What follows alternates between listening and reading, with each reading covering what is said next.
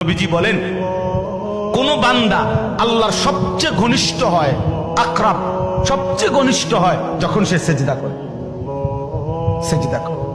এজন্য আমার শায়েখ আল্লামা মুফতি মুশতাকুন নবী কাসিমি হুজুর সবসময় এটা বলে যে কোন বান্দা যখন সেজদা করে তো আল্লাহ তাআলা তার পিঠে মাথায় এভাবে হাত বুলায় দেয়, আদর করে। আল্লাহ আদর করে।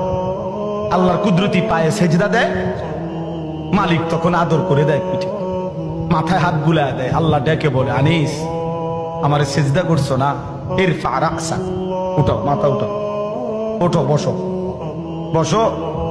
আর কিছু বলবা কিনা বলো।